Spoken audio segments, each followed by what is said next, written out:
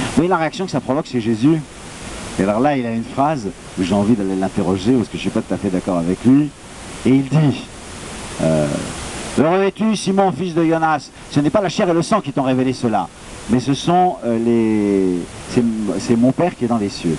Et je me tourne vers Jésus, et je dis, dis donc Jésus, tu crois pas que tu es en train de mentir? Qui c'est qui est heureux ici? C'est Pierre qui est heureux ou c'est toi qui es heureux?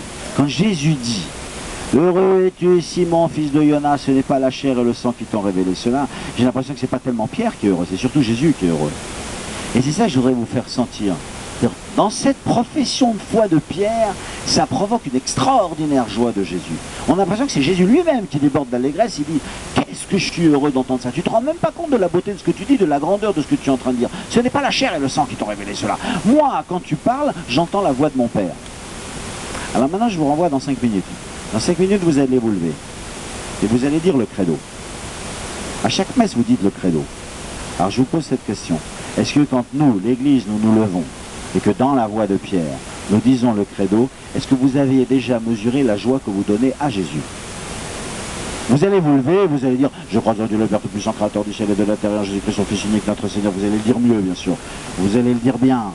Enfin, c'est pas très sûr qu'on va être capable de dire tout en pensant à tout, du début jusqu'à la fin. Et en tout cas, c'est sûr qu'on va dire beaucoup de choses qu'on va pas très bien comprendre ce qu'on dit. Vous êtes d'accord avec moi?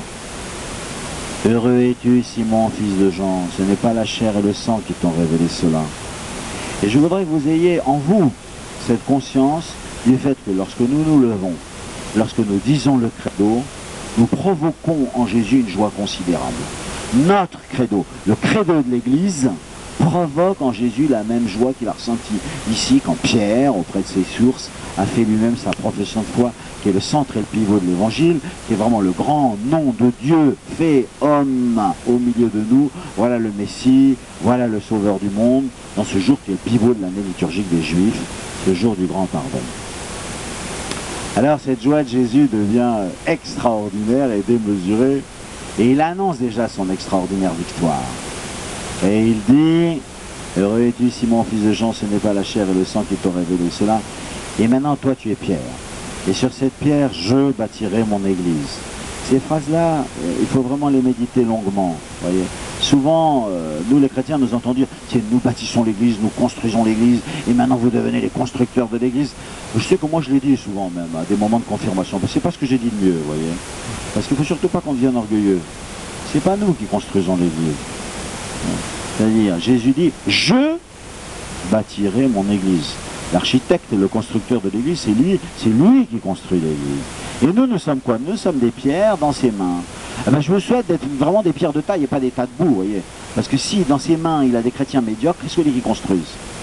Donc à nous d'être des pierres vraiment taillées par la parole de Dieu, vraiment façonnées par le Christ, des belles pierres que lui-même a façonnées comme il le veut pour nous mettre à l'endroit de l'édifice, en ce moment de l'histoire de l'église où nous sommes, pour qu'il construise son église en 2009 avec nous comme il le veut. Moi j'aime beaucoup le mot disponibilité qu'on entendait hier à la basilique de l'Annonciation à propos de la Vierge Marie, que tout se passe pour moi selon ta parole, et ceux qui sont des pierres entre les mains de Jésus pour qu'il puisse bâtir son église, doivent d'abord être entièrement à sa disposition. Tu peux, et tu pourras faire de moi ce que tu veux pour la construction de ton église, parce que là c'est vraiment le royaume de Dieu sur la terre. Je ne sais pas si vous voyez l'audace de Jésus en fait. Tu es pierre, et sur cette pierre je bâtirai mon église. Eh ben dis donc, tu aurais pu choisir quelqu'un de plus solide.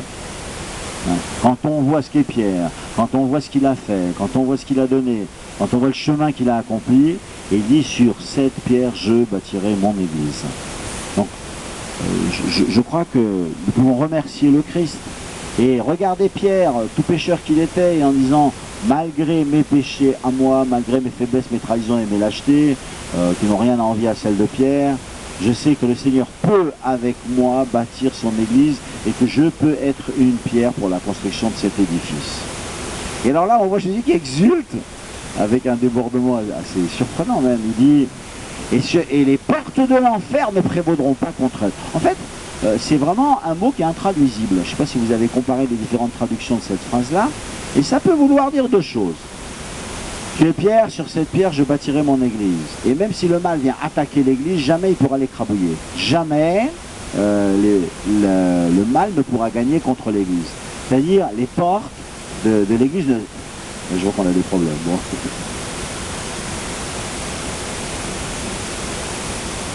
J'essaie d'expliquer la double traduction de cette phrase. Tu es pierre sur cette pierre, et alors après, et jamais les portes de l'enfer ne seront cassées ou ne seront emportées. Donc vous êtes sûr que quand vous êtes à l'intérieur de l'église, jamais, si vous voulez, le mal ne pourra gagner. Même si parfois on a l'impression qu'il y a des quantités de difficultés. Je vous rappelle cette phrase du cardinal Ratzinger, quelques semaines à peine, avant qu'il ne soit élu pape, quand il faisait le vendredi saint, il dit « Des fois on a l'impression que l'église est une barque qui prend l'eau de toutes parts, quand on voit tant de trahison à l'intérieur de l'église, jamais, jamais elle ne coulera. Jamais, jamais le mal ne gagnera contre l'église. » Mais on peut dire aussi, quand on entend cette phrase, que le mal ne résistera pas. Et que l'église force telle que quand elle arrivera devant les forces du mal, finalement, elle en sera totalement et définitivement victorieuse. Donc au fond, au moment où Jésus donne cette responsabilité à Pierre et qu'il lui montre le mystère de l'Église, alors il lui explique qu'elle sera victorieuse de toutes les difficultés qu'elle rencontrera. Est-ce que ça veut dire qu'il n'y aura personne en enfer? Est-ce que ça veut dire que l'enfer sera définitivement vaincu? Les portes de l'enfer ne pourront pas tenir, ne pourront pas résister. J'entends cette phrase, je sais qu'elle a été dite par Jésus ici, je ne sais pas exactement comment on peut la traduire, mais je suis assuré que dans l'Église il y a la victoire de Dieu, et que c'est à cet endroit-là que lui, il m'attend pour que nous opérions cela dans le monde. Naturellement, dans votre tête, comme dans la tête de Pierre, il dit, bah ça va, c'est très bien, maintenant on est du côté de celui qui est le grand victorieux, tout va se passer très bien, c'est juste après que Jésus lui annonce sa passion. Et maintenant, comme il a entendu cette profession de foi, il dit, je vais vous expliquer, il va falloir que le Fils de l'homme souffre beaucoup, et il sera crucifié, il mourra. Et alors Pierre est complètement effrayé de ce qu'il entend, et c'est là qu'il se Jésus. Je dis ça pour que vous sachiez que notre profession de foi c'est fragile. Le même bonhomme est capable de faire une profession de foi splendide, qui est le centre de l'évangile. Tu es pierre, sur cette pierre je bâtirai mon église, quand il a dit tu es le Messie et le Fils du Dieu vivant. Et un quart d'heure plus tard, il est capable de dire à Jésus, non tu te trompes, non jamais ça n'arrivera. Voilà, ça c'est notre foi. Quand on dit le credo c'est beau, quand on dit le credo c'est une très grande joie que nous faisons à Jésus.